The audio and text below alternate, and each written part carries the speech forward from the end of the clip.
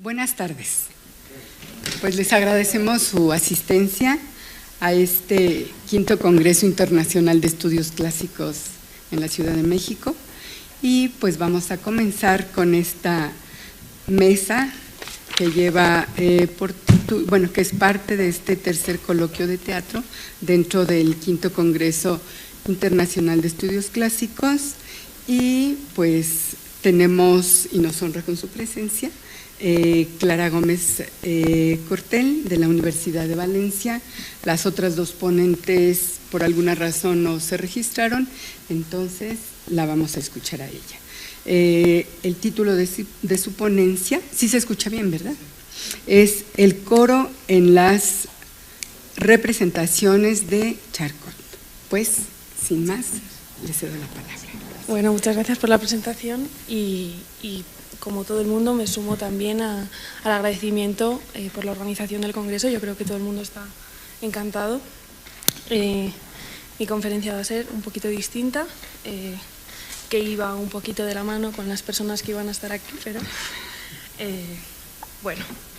En pleno siglo XIX, en la Francia surgida de la Revolución Francesa, se dan condiciones para la floración de unas formas que prefiguran el psicoanálisis de Freud y que al mismo tiempo influyen directa e indirectamente en las corrientes artísticas de vanguardia del siglo XX.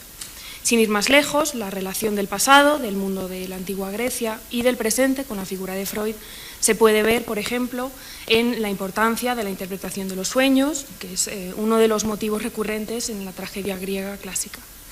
La Francia, surgida de la Revolución, y la Atenas, surgida de la llamada Revolución Clisténica, que se desarrolla plenamente en el siglo V a.C., tienen puntos en común que favorecen el desarrollo de las artes y de la cultura en general. Así, los paralelos que se crean entre ambas civilizaciones son ricos y variados.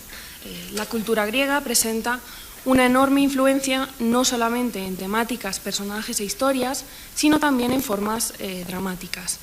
El coro es sin duda una de las más complejas, una de esas formas que son muy complejas, ya que sus adaptaciones han ido evolucionando a lo largo de la historia.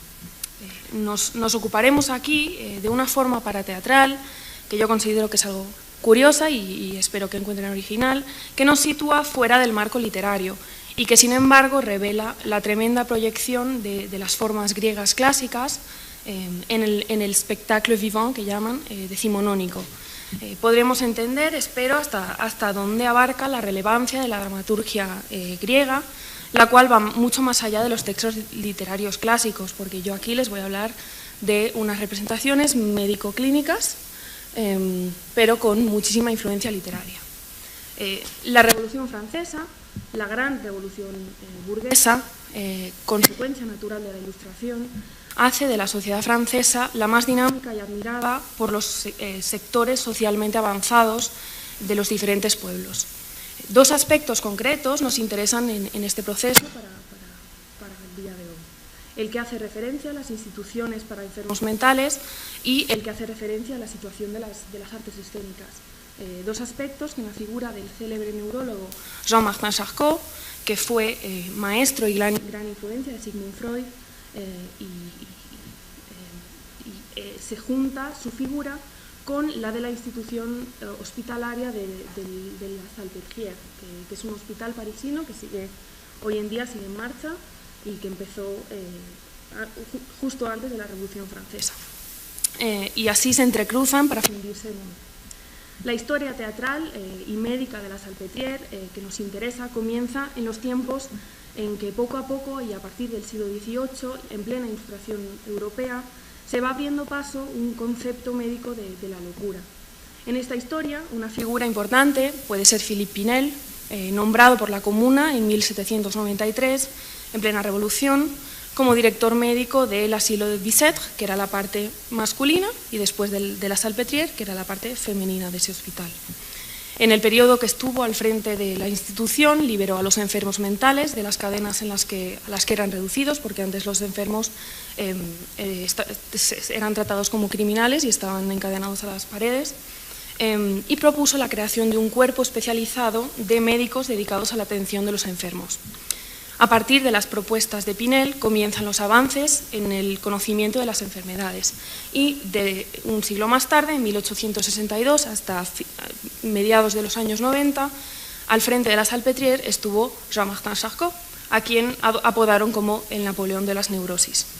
Bueno, de momento supongo que no sabrán qué tendrá esto que ver con la cultura clásica, pero vamos llegando.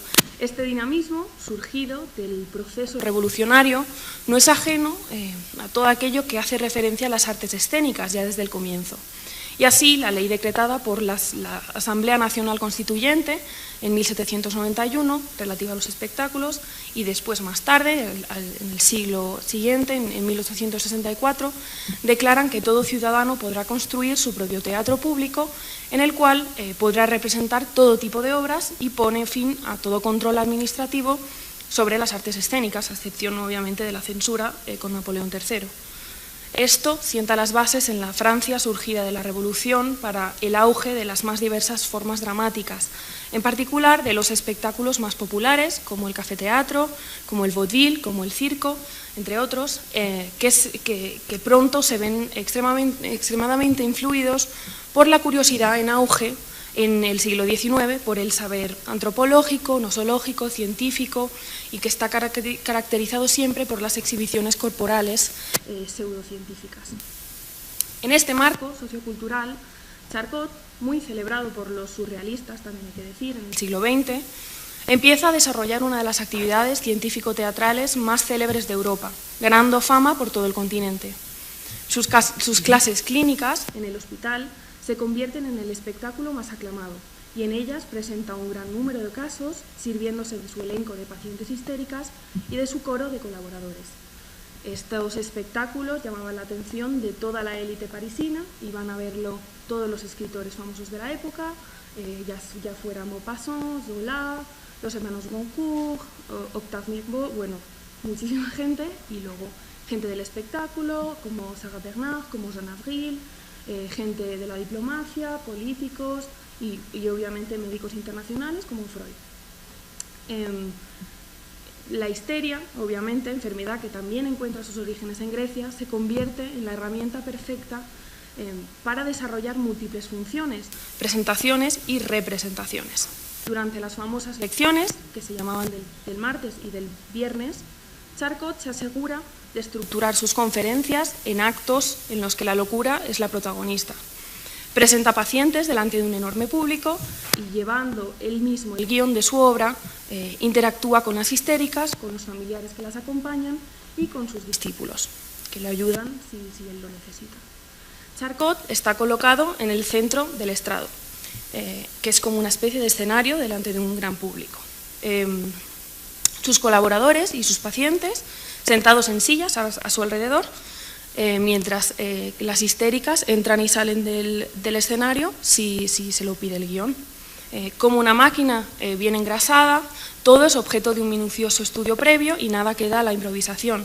Si Charcot plantea una cuestión a la histérica, ya sabe lo que tiene que responder porque han trabajado antes con ella y le han preparado un guión. Si pide la ayuda de uno de los colaboradores, éste está preparado para aplicar todos los instrumentos que sean necesarios. Muchas veces las hipnotizaban, hacían lo que querían con sus cuerpos, las dejaban apoyadas así encima de sillas, en fin, les hacían lo que ellos quisieran.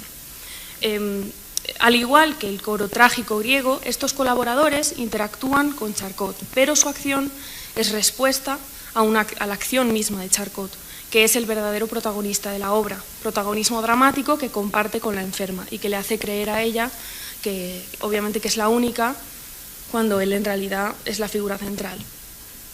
Autor de la obra, protagonista, director del coro de los colaboradores, que están ubicados entre el público y el escenario, Charcot reúne en su persona una serie de competencias que lo aproximan al tragediógrafo clásico, y así, en el hecho de participar como personaje principal de la obra, Charcot coincide con los tragediógrafos griegos, al menos hasta Sófocles.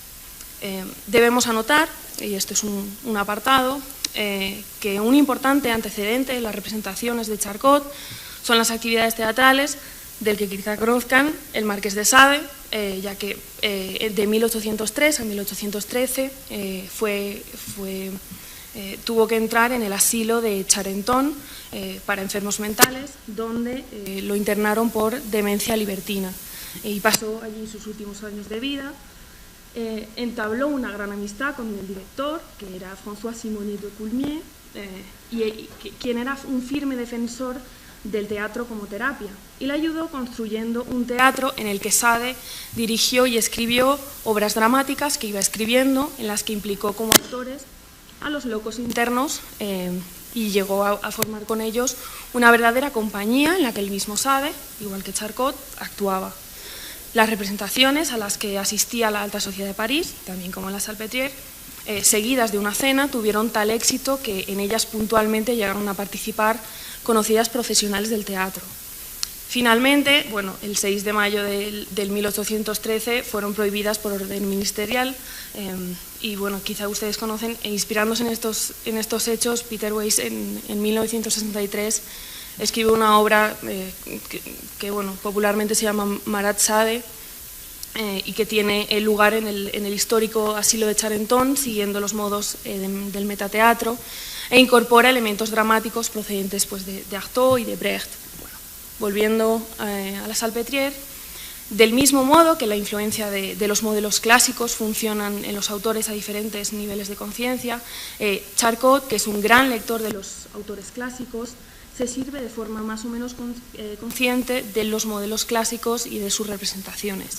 Los testimonios y las anotaciones a las que tenemos acceso, que son la verdad es que son muchas, de sus cursos muestran cómo se deja llevar por esos modelos y evoca un cuadro de Franz Hals, de Diego Velázquez, hace referencias a tragedias, a personajes clásicos, cita versos de Racine, de Molière, de Dante, de Shakespeare, todo en sus lenguas originales, es lector incondicional de Shakespeare.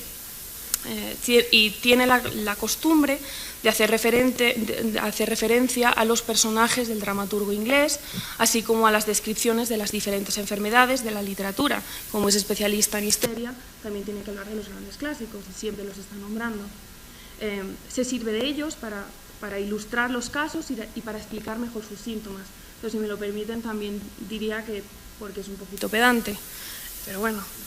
No es casual que el hecho de que Shakespeare condensara en sus dramas muchos arquetipos psicológicos desarrollados siglos después por la psiquiatría moderna, del mismo modo que antes hiciera la tragedia griega del que bebe el mismo Shakespeare.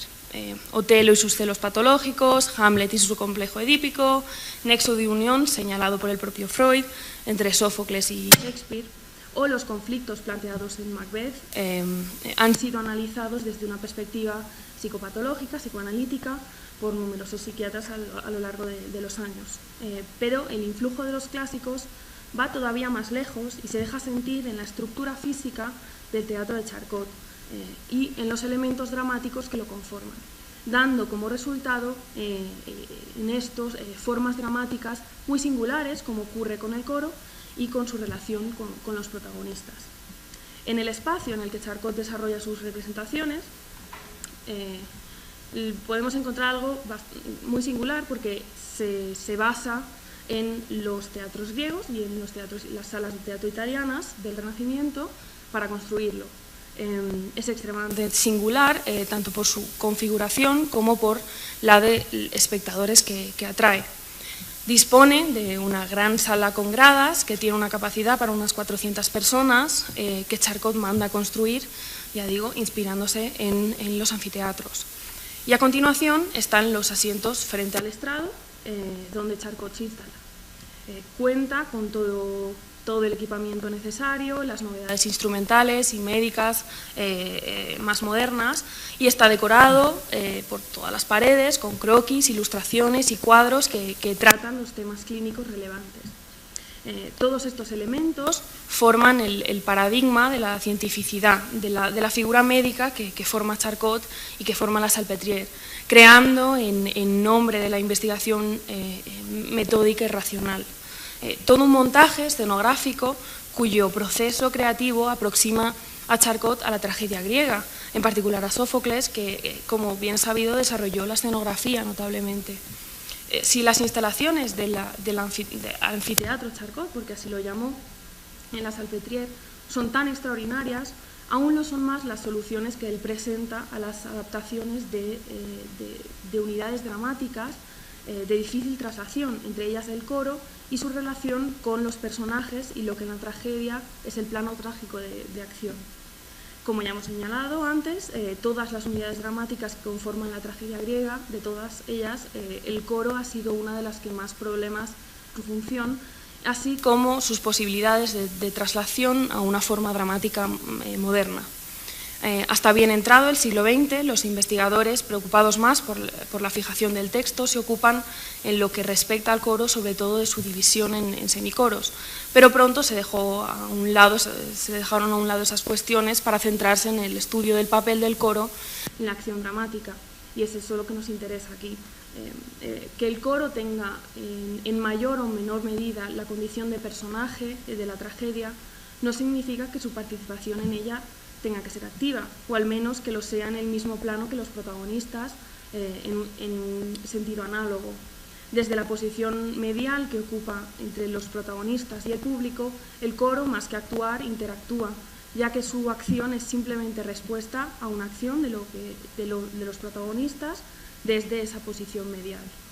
Así pues, el coro debe ser, como señala Aristóteles, una colaboración en la acción, que es siempre subsidiaria a la desarrollada por el héroe trágico. Así, su posición medial, subsidiaria de los protagonistas, que en el caso de las representaciones de Charcot son el mismo y en parte la enferma, coincide en gran manera con los colaboradores de Charcot, ubicados entre ambos, es decir, entre la histérica y el médico y todo el resto del público, con los que interactúa. Son los únicos con los que habla, es decir, el público para él no existe, solo existen los intermediarios, que son sus colaboradores, o bien, si llega algún familiar de la loca en ese momento, le puede preguntar también. Así pues, el coro, y en esto también coincide, coro trágico y colaboradores, interactúa, pero su acción es respuesta a la acción del protagonista. La condición de estos colaboradores y las circunstancias en las que se desarrolla su acción determinan el carácter de ella que se encuentre desprovista de elementos emocionales frecuentes en los coros trágicos griegos. El paradigma del que se sirve Aristóteles es fundamentalmente la tragedia de Sófocles, cuyos coros en general producen la impresión de encontrarse más implicados en la acción. Pero esto en realidad no es así. Lo que sucede es que los héroes trágicos de Sófocles son más humanos que los de Esquilo, sobre todo por la naturaleza de las acciones que desarrollan y lo que les mueve, razón por la cual el coro puede identificarse más con ellos. Lo que subraya aún más, si cabe, el carácter subsidiario de sus acciones, que en el caso concreto del espectáculo de Charcot presenta la forma de colaboración completa y subsidiaria a las directrices del maestro. El coro de Edipo Rey, el coro de Antígona, etcétera, todos ellos contemplan la caída de unos seres elevados por una supuesta buena fortuna que en realidad les ha conducido al más lamentable de los destinos. Y en este sentido, los coros de las tragedias de Sófocles conectan también con el público en la medida en que éste observa expectante las desventuras de los héroes trágicos. Pero también los personajes de Charcot, es decir, las enfermas con las que comparte el protagonismo, con sus historias bien conocidas por todos, indefensas y expuestas, muchas veces presentaban a las mujeres semidesnudas o en camisón, si tenían un ataque de histeria que es parecido a un ataque de epilepsia, acababan desnudas y claro, eso también afectaba mucho al interés que tenía el público y estaban totalmente expuestas. Están muy próximas a esos héroes trágicos de corte sofocleo, por lo que contribuyen notablemente en la conformación de una verdadera tragedia que trasciende el estrecho marco del anfiteatro en el que Charcot despliega su obra al conectar a través de ellas mismas con la triste realidad de sus vidas. Los asistentes señalan siempre el efecto emocional que supone en ellos ver a esas mujeres indefensas, que a la vez plantean cierta distancia gracias o por culpa de la estructura de la sala. Incluso el propio Freud, que asiste a las clases de Charcot durante su estancia en París, le escribe a su mujer en una carta y le habla de la impresión que tiene de Charcot y le dice: mi mente está saturada como después de una noche en el teatro. Ningún otro hombre ha tenido jamás tanta influencia en mí. Por el marco en el que Charcot desarrolla la acción, por la relación que desarrolla con sus colaboradores, por su protagonismo como personaje y a la vez como verdadero autor y director de escena, por todo ello Charcot focaliza esa relación entre coro y autor, subrayando además con ello que va más allá, que asume también en esa relación compleja que sustenta en su persona la condición de corifeo, un corifeo extremadamente singular, lo que por un lado lo aproxima al coro de colaboradores y por otro a la histérica, a la que comprende. En este caso la histérica sería la protagonista y él tomaría el papel de corifeo. Del conjunto del coro griego se destaca esta figura y su función, en tanto que es desempeñada en el conjunto coral por una sola persona, adquiere una mayor individualidad, destacando del resto de coreutas y desarrollando un papel más próximo a un personaje y al autor. La figura de corifeo se halla en los orígenes mismos de la tragedia, cuando del coro se destaca uno de sus miembros que interactúa con el resto. Paulatinamente su acción irá adquiriendo mayor independencia hasta revestir los rasgos de carácter de algún personaje. Charcot asume en sí mismo una función compleja, ya que es el verdadero protagonista de la acción dramática, protagonismo que comparte con la enferma, pero al mismo tiempo, en tanto que con sus preguntas e indicaciones, dirige a los coreutas, esto es, a sus colaboradores, y asume el papel de corifeo. Y esa posición privilegiada que mantiene en el coro permite que la vinculación de este con el autor se refuerce y se focalice en el propio Charcot. Este coro tan singular por sus coreutas, ubicado en un marco de acción científico-médico, se ve revestido de unos rasgos de carácter plenamente modulados por ese corifeo tan singular que integra en sí las condiciones de autor, de director de escena y, junto a la enferma, de protagonista incluso. Y aquí ya termino, al igual que en la tragedia griega, y cito a Bañuls, lo que en realidad importa son las preguntas, no las respuestas. Las preguntas que llevan al hombre a pensar, a tomar conciencia. Aquí, al final de la cita. Y desde ese estado de turbación, al espectador le irá surgiendo el conocimiento que le podrá mover, ya fuera de la acción, a la toma de conciencia de la realidad que subyace en el trasfondo de lo que ha contemplado. Y ahí coincide plenamente con la función de la tragedia griega sobre los espectadores. Así, el pozo de la cultura clásica es un colaborador singular en todos los tipos de espectáculo, no solo literarios, y se manifiesta como elemento esencial dentro de la tradición, recorriendo siglos, países y disciplinas ricas y muy diversas. Muchas gracias.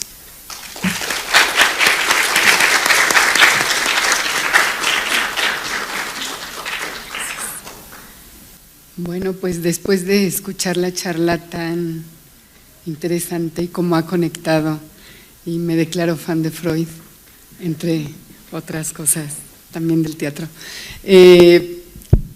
abrimos este espacio para que hagan y formulen sus preguntas, que creo que es de verdad muy interesante la conexión que has hecho con el teatro clásico y Charcot. Bueno, pues es toda de ustedes. Clara Gómez.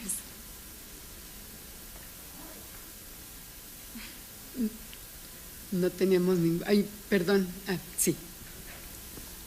No sabré muy bien cómo plantearla, pero me llama mucho la atención tu trabajo, porque yo había encontrado, digo, no conocía a Charcot de esta perspectiva, pero había encontrado como una cierta relación en pensar la política vinculada con y que hasta históricamente se podía presentar, por ejemplo, con Charcot, que es como ciertos trabajos como los de Didi Webb.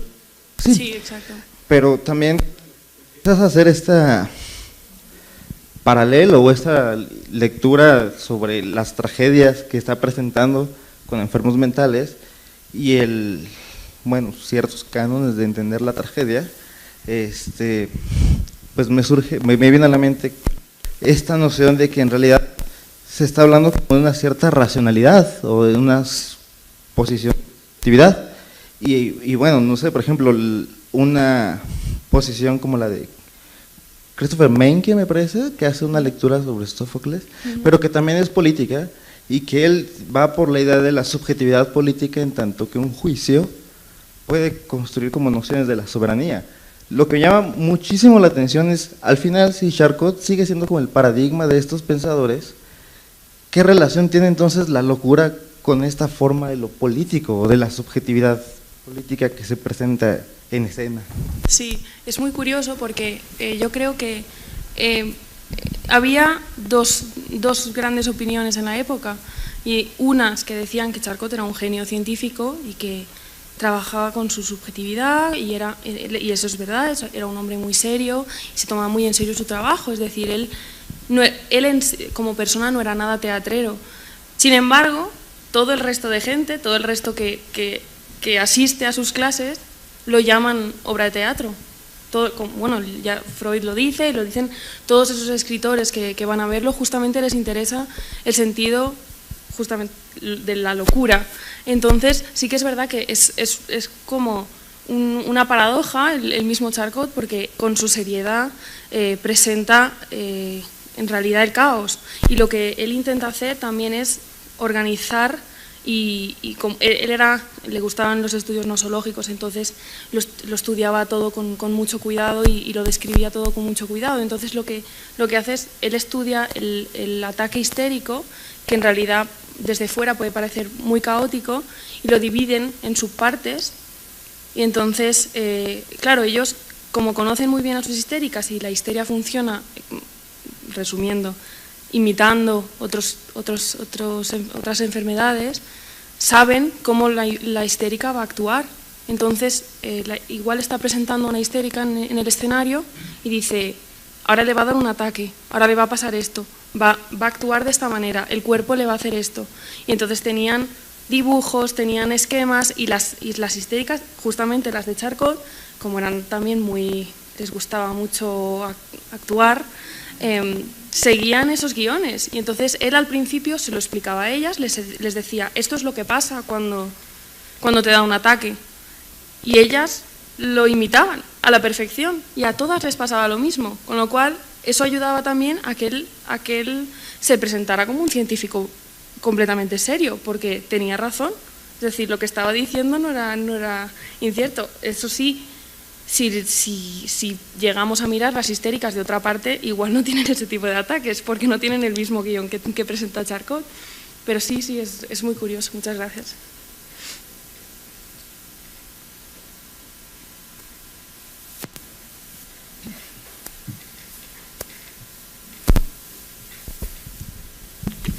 Pues al hilo de la pregunta que había formulado hace un instante, hemos estado comentando en ocasiones, Clara y yo, que quizá, precisamente por lo que usted ha apuntado, lo primero que hacen los alemanes cuando entran en la Segunda Guerra Mundial en París es destruir la estatua de Charcot.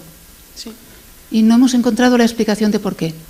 Lo estamos buscando, ¿por qué ese odio de los soldados alemanes, como si no tuvieran nada mejor que hacer cuando entran en la Salpêtrière, que destruir su estatua? Probablemente por esas valoraciones de tipo sociopolítico que se hicieron y que funcionarían en una corriente de tipo es que cultural. Ahora no lo recordamos a él, pero en el momento era la figura más importante de Francia.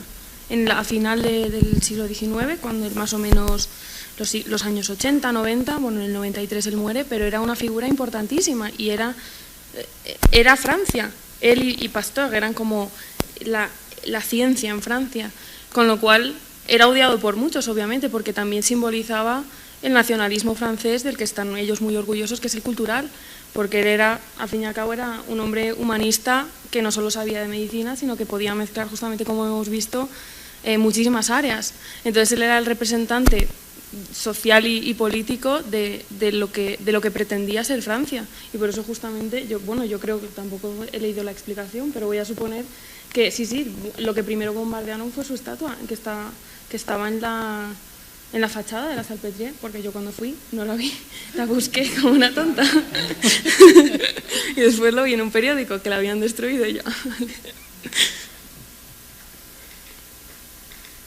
¿Alguna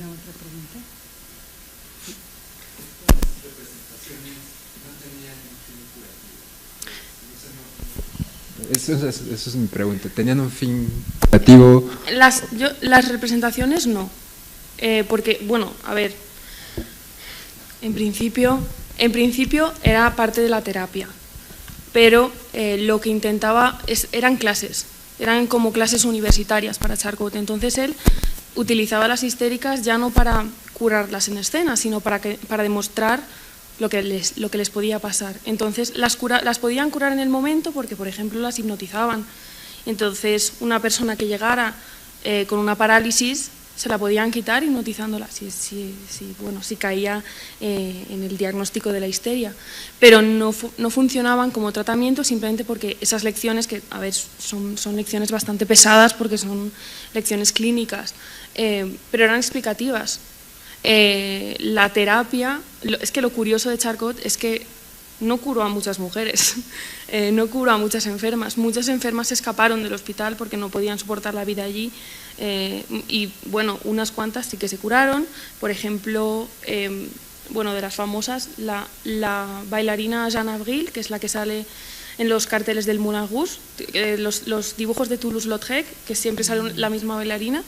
Pues esa mujer estuvo internada de adolescente en la Salpêtrière con Charcot, y escribe en sus memorias lo que les pasaba en el hospital, y bueno, cuenta unos detalles que eso da para otra conferencia, y al final de todo, de cuando explica toda su estancia allí, dice: por fin me curé, y ya está, pero así como de un día para otro me curé, porque al fin y al cabo la histeria no tiene origen en el cuerpo. Con lo cual, al ser todos, claro, tenemos que entender que estamos justo a las puertas del inconsciente. Gracias a esas representaciones a las que asiste Freud, en las cuales se inspira para empezar con sus teorías del inconsciente.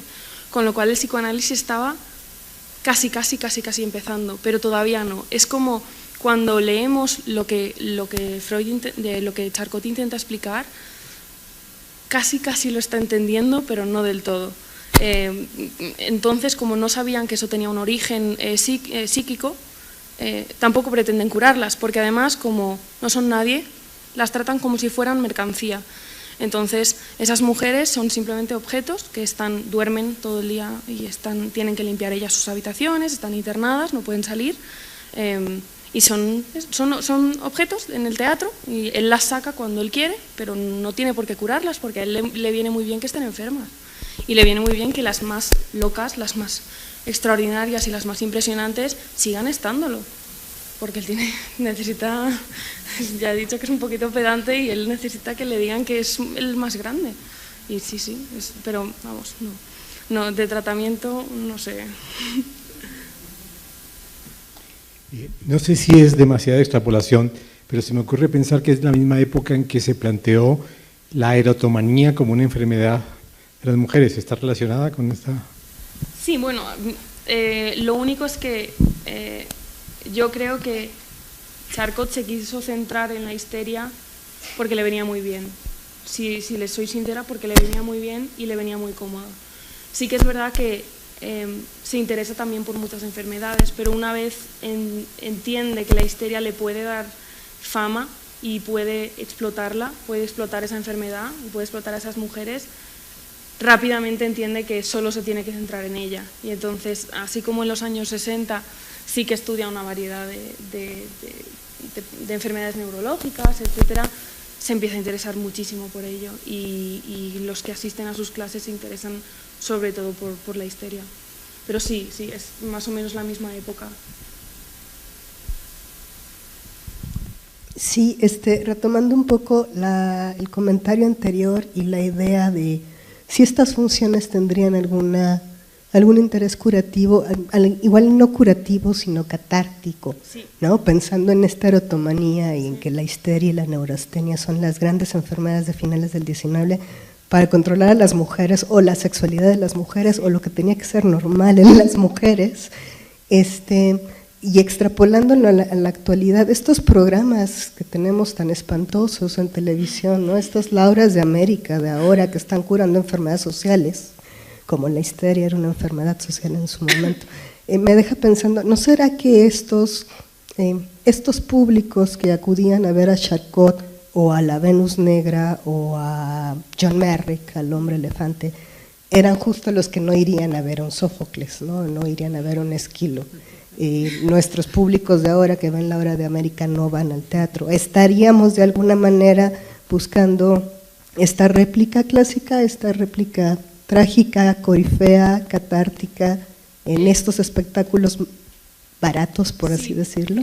Yo creo que sí, y bueno, la teoría feminista en los años 70, 80 sí que es verdad que empieza a plantear eso y empieza a plantear las actividades de Charcot como algo que tiene que ver con la catarsis. Lo que tiene que ver con el público, sí que es verdad que hay muchos voyeurs, hay mucha gente que va simplemente por ver lo que no les está pasando a ellos, porque así están muy cómodos. Pero al mismo tiempo, yo creo que también hay una curiosidad intelectual, ya digo que la élite intelectual de París es la que asiste a esas clases, con lo cual es una mezcla muy curiosa, pero porque yo creo que también esos intelectuales se interesan por ese lado mucho más banal, por así decirlo, mucho más teatrero, mucho más espectacular, y porque les parece una cosa increíble y nunca han visto, a ver, es justito cuando empiezan los cabarets, y es lo mismo pero con la excusa científica. No están yendo a cabarets, no están yendo al Moulin Rouge a ver a mujeres desnudas, están asistiendo a una clase del médico más importante de Europa, con lo cual yo creo que tienen esa excusa. Y es mucho más fácil decir, no, es que he asistido a la clase de Charcot esta mañana. Eso lo ponían los hermanos Goncourt en sus diarios, lo escribían, hemos asistido a la clase del doctor Charcot. Sí, pero no decían cuando se iban al cabaret, cuando se iban a ver todos los espectáculos de mujeres semidesnudas, el cancán, etcétera, que también es justo exactamente la misma época. Y sí, pero sí, yo creo que era la excusita.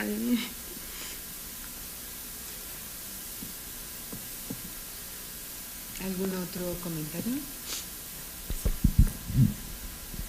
Gracias. Bueno, a mí me dio mucha curiosidad el título de tu ponencia, porque no sabía si era ese Charcot o algún otro Charcot. A mí me gustaría que comentaras un poco más sobre el papel del coro. O sea, ¿quiénes representan al coro en estas representaciones de Charcot y qué similitud podrías entablar con el antiguo coro? Lo que diría yo que forma el coro, si contamos a Charcot como el corifeo, eso es una cosa, y después está el resto del coro, que normalmente, hay un cuadro muy famoso, en el que aparece Charcot con una histérica dándole un ataque así, y justo a un lado hay muchísimas sillas que se dirigen hacia él, o sea, como si el público estuviera aquí y el coro está a sus lados.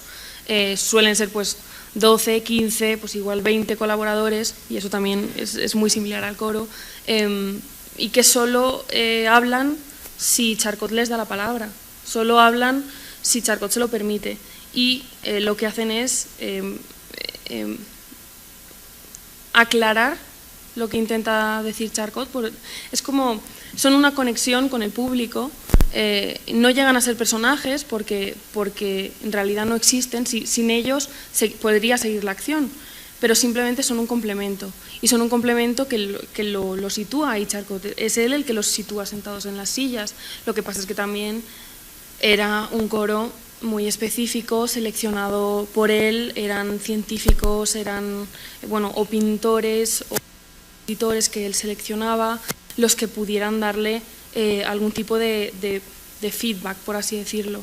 Lo que pasa es que no todo el mundo tampoco tiene la palabra, sino es él, en las lecciones clínicas que se publican, que es básicamente sus alumnos tomaban los apuntes y apuntaban, lo escribían de hecho como si fuera un teatro, es decir, ellos escribían señor Charcot, 2 puntos, y anotaban también, el público ríe.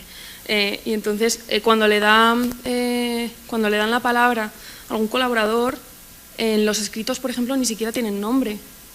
Son todos, es un grupo sin nombre, y en realidad no sabes si son 4 colaboradores distintos los que están ayudándole en ese momento, porque son todo el asistente, la ayuda, o si es un familiar, es el familiar, pero nunca tienen, no son personajes propios del espectáculo.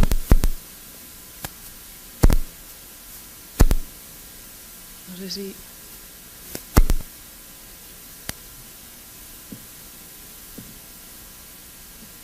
¿Alguna otra pregunta? Bueno, yo tengo una. Sí. ¿Por qué las representaciones eran precisamente el martes y el viernes? ¿Por qué eligió esos días? Porque era un señor muy organizado, simplemente. Pero no tiene nada. A ver, es verdad que no eran iguales, ¿eh? O sea, en unas presentaba a la paciente y en otras estaba él solito para su papel, su gran papel. Entonces sí que había unas clases en las que él abría la consulta externa y bueno, las lecciones de los martes se hicieron muy famosas por eso, porque fue de los primeros médicos que tuvo una consulta externa. Entonces entraba, preseleccionaban a los pacientes y los presentaban, y después ya el viernes, con todos los casos que él había estudiado durante la semana, presentaba él mismo o imitaba sus histéricas, incluso imitaba sus movimientos, sus palabras, y si le hacía falta, es verdad que sí que sacaba la histérica, pero la elección de los días yo creo que fue simplemente por su horario, y porque era un hombre muy organizado. A las 10 de la mañana él estaba allí, todos los martes, todos los viernes, y todo el rato pues, tomando apuntes, con su guión preparado, pero no es que seleccionara el martes y el viernes por nada específico, simplemente yo creo que por los horarios que le permitían la Salpêtrière y sus propias clases y sus propias horas de consulta. Pero siento que no sea como más emocionante la elección de los días, pero yo creo que era simplemente por los horarios. No, es una lástima. Igual, quizá, pero no, que hayamos leído y que esté escrito, no hay ninguna lección así. Muchas gracias. ¿Algún comentario más o pregunta? ¿No? Bueno, pues le agradecemos mucho a Clara Gómez su participación y a ustedes también.